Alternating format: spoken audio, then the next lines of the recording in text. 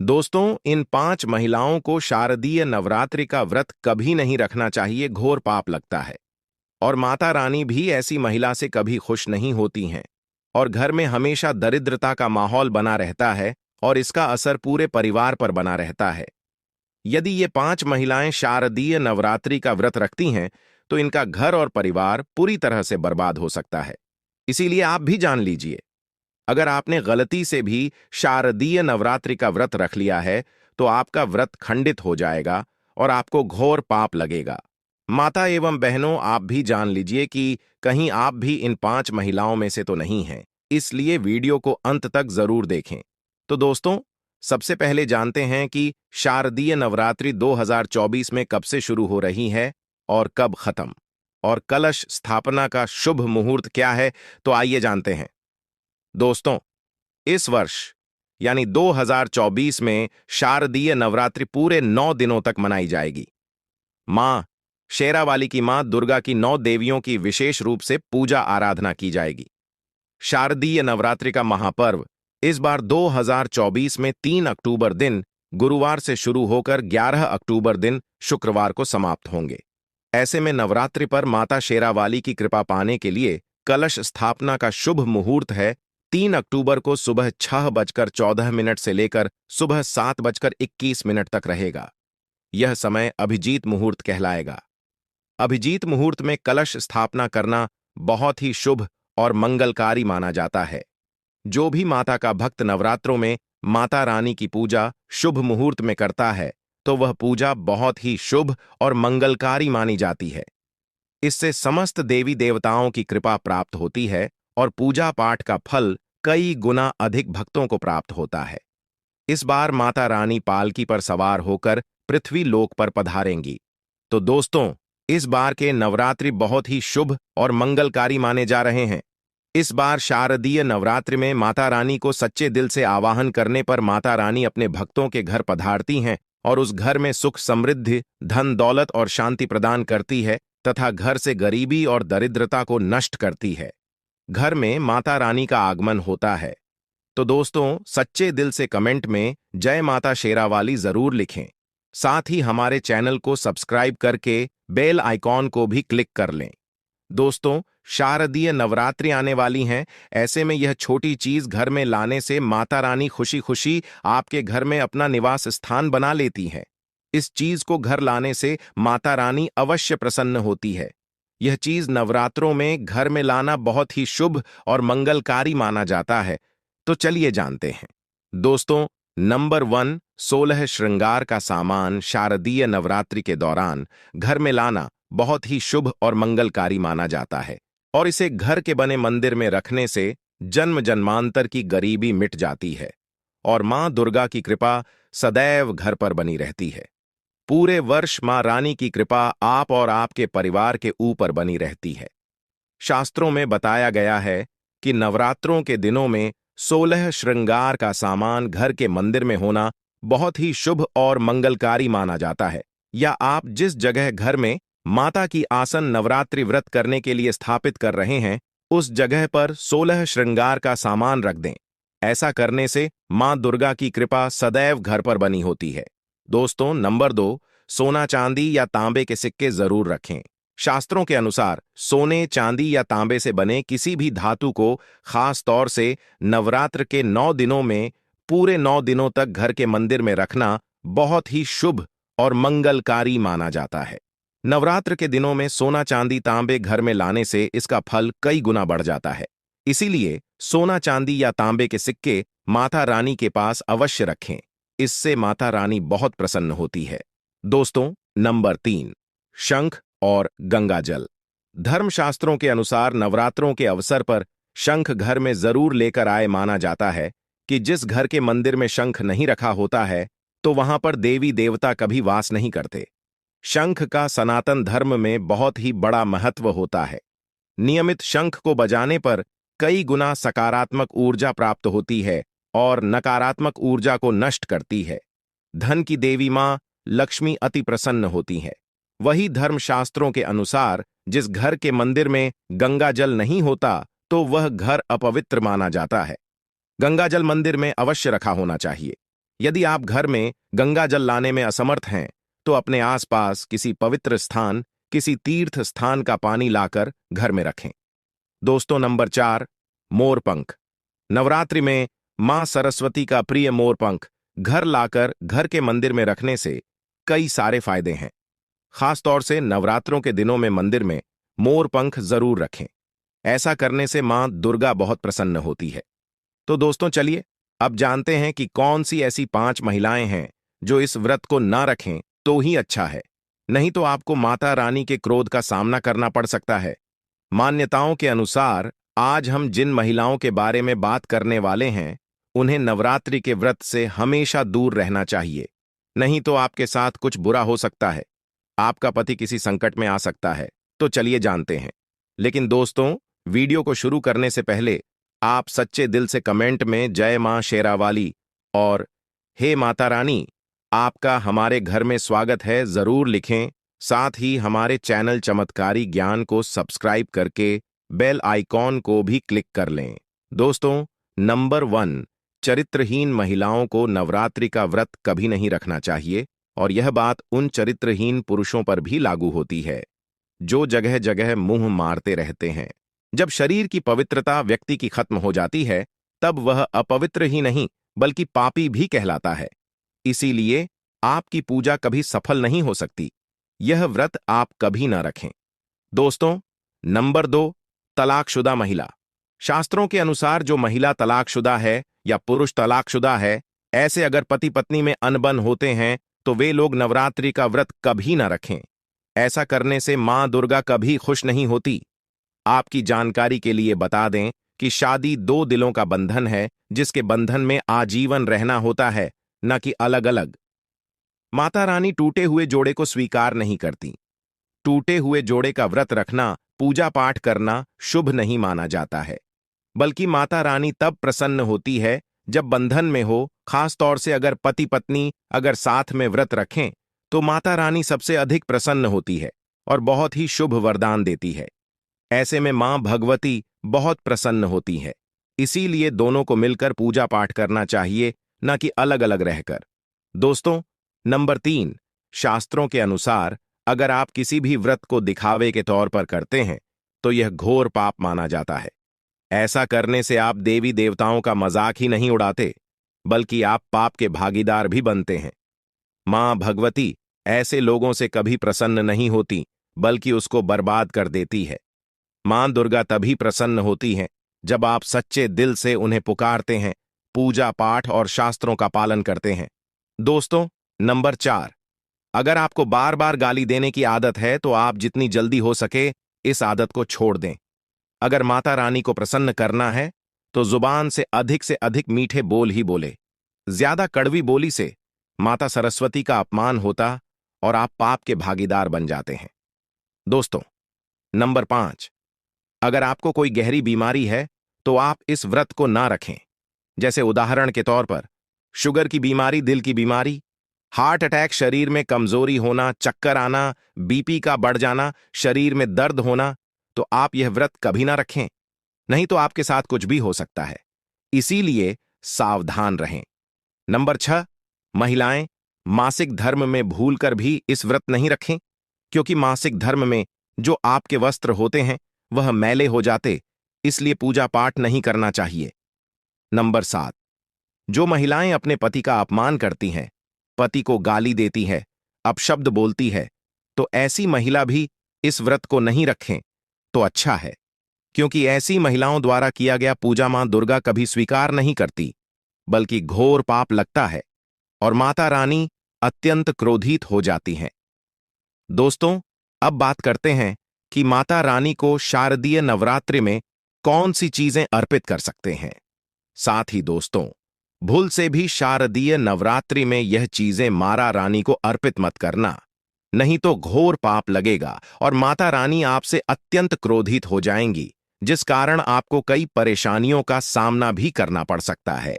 तो दोस्तों, यदि आप भी माता रानी का आशीर्वाद प्राप्त करना चाहते हो तो हो जाओ सावधान और कमेंट में जय माता शेरावाली जरूर लिखें।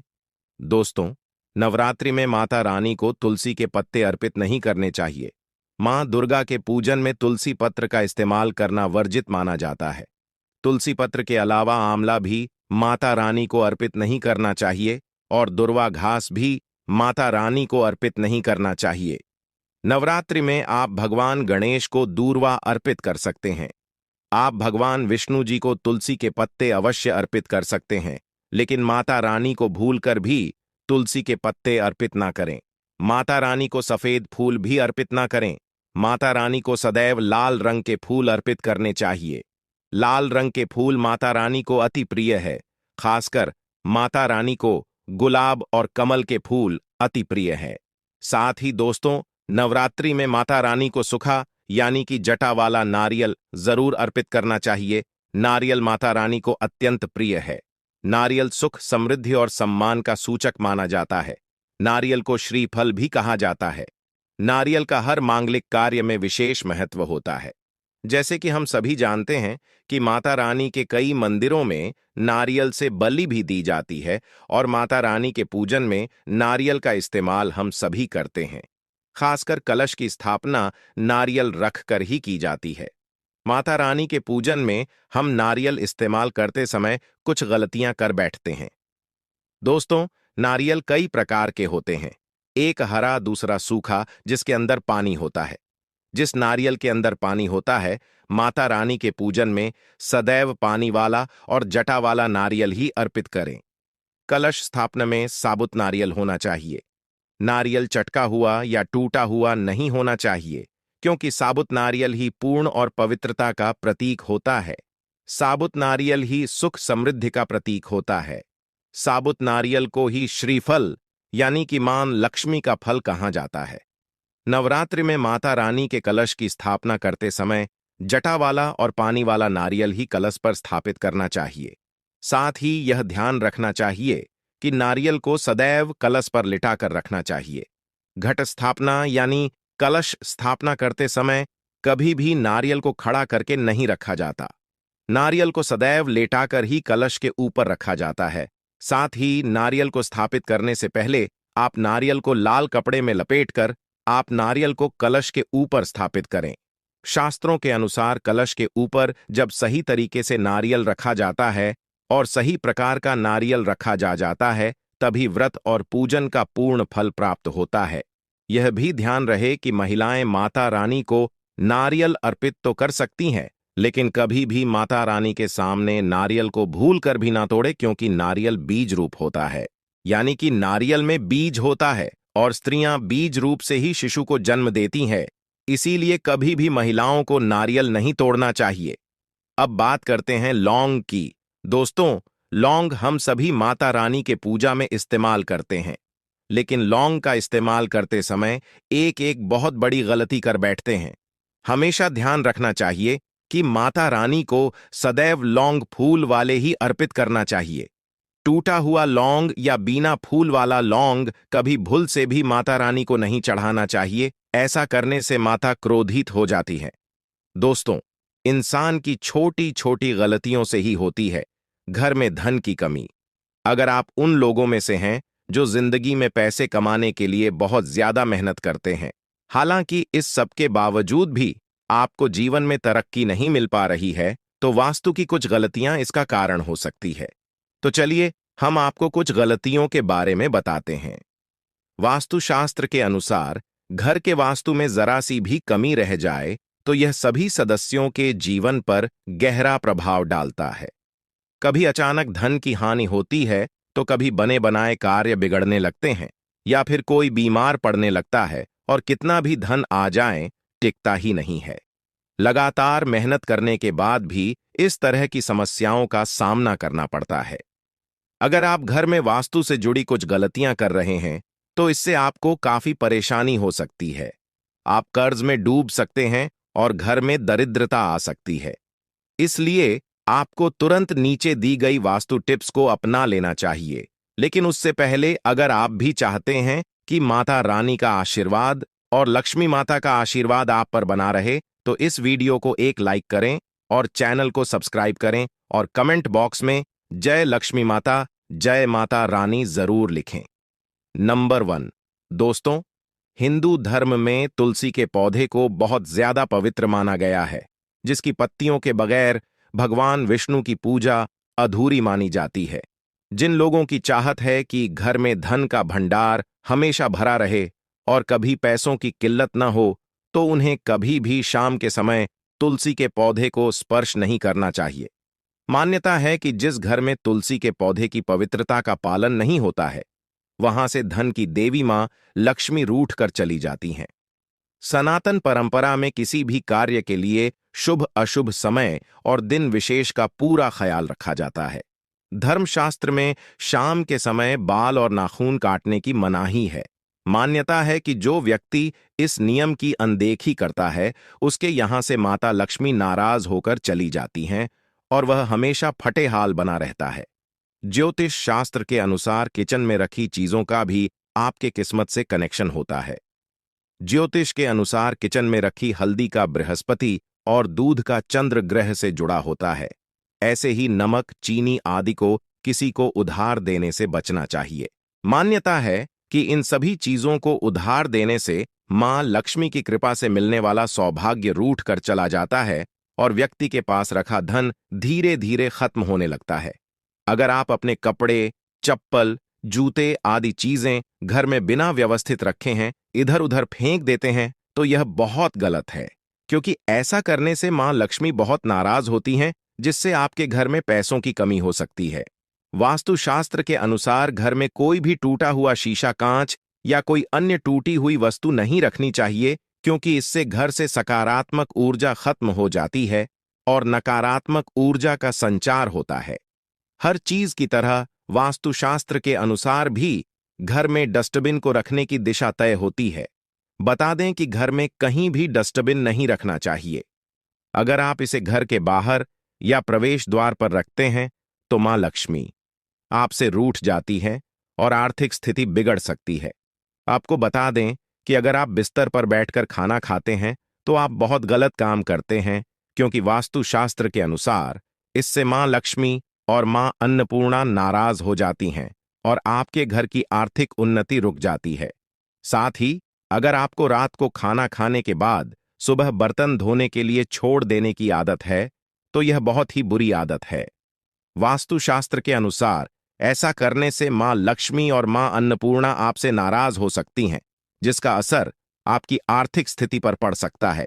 वास्तुशास्त्र के अनुसार ऐसा माना जाता है कि रात के समय झाड़ू लगाने से घर में दरिद्रता आती है और धन की देवी लक्ष्मी हमसे रूठ जाती हैं और लक्ष्मी का निवास हो जाता है।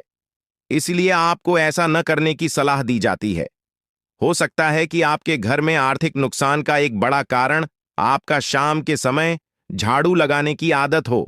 आपको इसे तुरंत बंद करने की जरूरत है। अगर आपके घर के मुख्य द्वार पर अंधेरा रहता है, तो यह बहुत ही अशुभ होता है।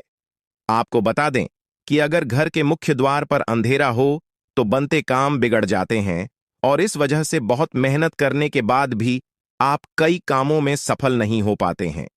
इसीलिए घर के मुख्य द्वार पर अंधेरा न रहने दे। कई लोगों की आदत होती है कि वे नल को खुला छोड़ देते हैं और पानी को बहने देते हैं। बता दें कि वास्तुशास्त्र के अनुसार यह अशुभ होता है। इससे आपको स्वास्थ्य संबंधी समस्याओं का सामना करना पड़ सकता है। साथ ही आप मानसिक रूप से भी कमजोर हो सकते हैं। कहा जाता है कि जिस घर में साफ सफाई होती है, भगवान भी उसी घर में वास करते हैं। इसीलिए आपको अपने घर को पूरी तरह से साफ सुथरा रखना चाहिए। अगर आपका घर पूरी तरह से बिखरा रहता है, सामान इधर उधर पड़ा रहता है, तो आपके घर में लक्ष्मी का वास नहीं होगा। इसीलिए आपको अपने घर में हमेशा साफ सफाई रखनी चाहिए, ताकि आपके घर में लक्ष्मी का वास हो और धन हानि ना हो। आपको अपने घर में प्रतिदिन पूजा करना चाहिए। हिंदू धर्म के मुताबिक घर में पूजा करना बेहद जरूरी होता है, क्योंकि यह नकारात्मक ऊर्जा को घर से बाहर निकालता है। जिस घर में पूजा नहीं की जाती है, उस घर में धन की कमी बनी रहती है। इसी के साथ घर के बाकी सदस्यों को भी कई परेशानियों का सामना करना पड़ता है। इसीलिए आपको सदैव सुबह उठकर अपने घर के मंदिर में पूजा जरूर करनी चाहिए। सबसे महत्वपूर्ण बात यह है कि आपको अपने घर के बाथरूम और टॉयलेट के दरवाजे को हमेशा बंद रखना चाहिए। ऐसा माना जाता है कि अगर आप अपने घर के बाथरूम और टॉयलेट के दरवाजे को खोलकर रखते हैं तो यह घर में नकारात्मक ऊर्जा फैलाता है। इससे घर में धन की कमी बनी रहती है। मुख्य द्वार पर तलवार चाकू खाली नहीं रखने चाहिए। इससे परिवार के सदस्यों के बीच संघर्ष और तनाव बढ़ता है। अगर आपके परिवार में कुछ लोगों का स्वास्थ्य ठीक नहीं है तो आपके घर में मृत पौधे हो सकते हैं। वास्तुशास्त्र के अनुसार यदि आपके घर में मृत पौधे यानी कि सूखे पौधे रखते हैं तो आपको और आपके परिवार को स्वास्थ्य संबंधी समस्या का सामना करना पड़ सकता है। इसलिए अगर आप घर में पौधे रखते हैं तो उन्हें रोज पानी देते रहें ताकि वे हमेशा फ्रेश रहें। वास्तुशास्त्र के अनुसार घर में चमगादड़ का निवास अशुभ माना जाता है और इससे आपके घर में वास्तु दोष हमेशा बना रहता है। इसलिए आपको ऐसे उपाय करनी चाहिए जिससे यह चमगादड़ जैसे पक्षी घर में ना आए। अगर आपको रात को खाना खाने के बाद सुबह बर्तन धोने के लिए छोड़ देने की आदत है तो यह बहुत ही बुरी आदत है। वास्तुशास्त्र के अनुसार ऐसा करने से मां लक्ष्मी और मां अन्नपूर्णा आपसे नाराज हो सकती हैं, जिसका असर आपकी आर्थिक स्थिति पर भी पड़ सकता है। अक्सर ऐसा देखने में आता है कि कुछ लोग जल्दी में झाड़ू को ऐसे ही पटक कर चल देते हैं। यह बहुत ही गलत तरीका है। झाड़ू को मां लक्ष्मी का स्वरूप माना जाता है। मानते हैं जो लोग झाड़ू को इस तरह से पटक कर रखते हैं उन लोगों से मां लक्ष्मी नाराज हो जाती हैं और उनके घर में मां लक्ष्मी नहीं रहती हैं। झाड़ू का सम्मान करना चाहिए और प्रयोग करने के बाद झाड़ू को आहिस्ता से रख देना चाहिए। झाड़ू को घर में इस तरह से छुपाकर रखना चाहिए कि बाहर से आने वालों को झाड़ू नजर ना आए। कुछ लोगों की यह आदत होती है कि नहाने के बाद वह बाथरूम ऐसे ही गीला छोड़ देते हैं और साबुन का पानी पड़ा रहता है और बाथरूम गंदा का गंदा रह जाता है। जब भी आप नहाकर बाथरूम से बाहर निकले तो बाथरूम को साफ करके बाहर आएं। ऐसा न करने से माना जाता है कि वरुण देवता नाराज हो जाते हैं और उनके नाराज होने से धन की हानि होती है। तो दोस्तों, आज की ये जानकारी आपको कैसी लगी कमेंट करके जरूर बताना। और यदि जानकारी अच्छी लगी हो तो वीडियो को लाइक करके चैनल को सब्सक्राइब करें। साथ ही कमेंट में जय माता शेरावाली जरूर लिखें। माता रानी आप सभी दर्शकों के जीवन को ढेर सारी खुशियां और सुख समृद्धि से भर दें। धन्यवाद।